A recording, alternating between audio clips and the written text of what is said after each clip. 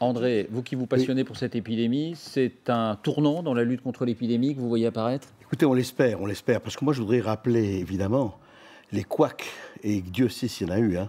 Je voudrais quand même rappeler, il faut quand même parler avec... On en a beaucoup parlé des couacs. Là on est sur le vaccin. Eh bien oui, alors c'est très très bien, mais attendez, on ne va pas ne se réjouir du vaccin. Mais enfin, on a eu non, mais au contraire, c'est ce que je suis en train de dire.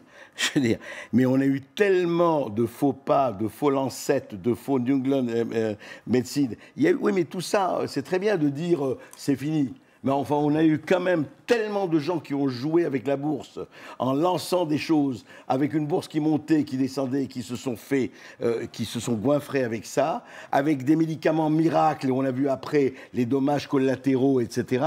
Alors, moi, je veux bien Big Pharma, et bravo pour Pfizer, et c'est formidable, bien sûr, qui ne va pas se réjouir de cela, mais simplement, je rappelle quand même qu'il y a eu quand même des spéculations et des choses très borderline pour de marmures mafieuses. Alors, espérons que Pfizer, ce sera du bon, du vrai et du solide. Vous imaginez, il y a encore 3 jours, on était plongé dans les ténèbres les plus grandes. Exactement. Il fallait reconfiner, on va reconfiner jusqu'à février-mars, et plus si infinité, etc.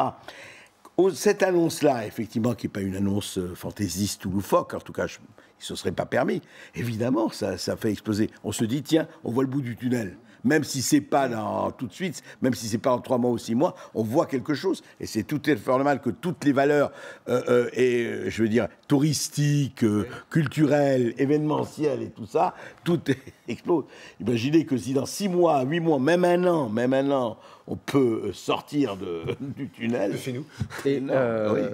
Écoutez, d'abord, vraiment, moi, ça me fatigue de voir Jérôme Salomon répéter son rôle de croque-mort depuis exactement 6 mois, et puis cette espèce de chose qui consiste à dire continuez, faites pénitence, sinon on ne s'en sort pas. D'abord, on n'a aucune preuve, excusez-moi, que le confinement a véritablement évité ces dizaines de milliers de morts. Il y a une coïncidence de date, pour le moins. Quand j'entends le président de la République qui dit dans quelques semaines, si on ne fait pas la modélisation, on aurait 400 000 morts, d'où il sort ce chiffre, 400 000 morts? Deuxièmement et surtout, et vous le savez comme moi, quel est l'âge médian des décès du Covid en France? Je parle du Covid et pas de la comorbidité. Entre 80 et 85. Voilà, très bien. 4,24, 4,25. C'est quoi l'âge médian de la mortalité en France? C'est quoi? Bien. Deuxièmement, le taux de létalité est à 0,5%. Ce que je trouve extraordinaire, c'est cette espèce de terrible gonflement de cette chose. Attendez. Je vais dire 0,15% de mortalité. 98% des individus ayant contracté le virus guérissent. 90% des gens qui sont morts avaient une espérance de vie de 1 an. Je veux dire, remettons un tout petit peu la réalité en face. Nous avons été, excusez-moi, manipulés par une espèce d'extraordinaire fantasme de pandémie, comme si c'était... Et regardez les chiffres de l'INSEE de 2018, 2019 et 2020. Il faut arrêter le délire, pardon. Je veux dire, vous êtes tous absolument merveilleusement excités comme des fous. Dites-moi la vérité. Ah oui, mais j'aime bien que Karine Lacombe se marre. Alors, c'est pas vrai ce que je vous dis. Attends, ces chiffres sont vrais ou faux? Mais non, vos chiffres sont faux. Je me demandais quand vous alliez reprendre votre voix de polémiste. Je crois que depuis le début de l'émission, vous étiez non, mais écoutez, j'essaye de voir ce qui se passe. On nous présente comme une pandémie, et vous aussi, quelque chose qui est de l'ordre, excusez-moi, où est les pandémies, où sont les morts dans la rue, où sont les gens, qu'est-ce que c'est que ça? Et vous avez dit, Karine Lacombe, alors c'est vrai, vous avez dit, il faut porter le masque tout le temps. Alors vous, magnifique. Le masque, il faut le porter tout le temps. Matin, midi, soir, dans l'intimité, tout le temps. C'est comme ça qu'on va guérir. Karine Lacombe, soyons un peu sérieux. Pardon, mais André, la courbe, elle partait quand même très haut. Et là, on voit qu'elle amorce une baisse. C'est peut-être une coïncidence. C'est pour ces 15 jours-là que ça a changé. Allons. Bon, allons. Karine Lacombe, le chiffre de 400 000 morts, non, mais si on n'avait pas reconfiné. On ne peut pas répondre. Enfin, je veux dire, Monsieur Berkoff, voilà, nous a lancé toute la théorie des complotistes. On ne va pas répondre là. Voilà, et alors, c'est merveilleux.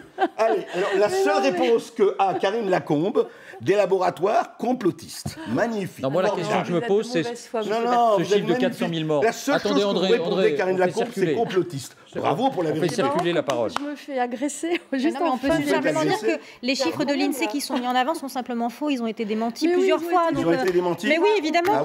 Mais oui, évidemment, ces chiffres sont faux. Il y a combien de chiffres de létalité? Allez-y. Non, mais moi, j'ai pas les chiffres. Je vous dis juste que ces chiffres. Attendez. Moi, j'ai une question précise à poser. Ces chiffres ont été démentis. Moi, je pose une question précise au professeur Lacombe.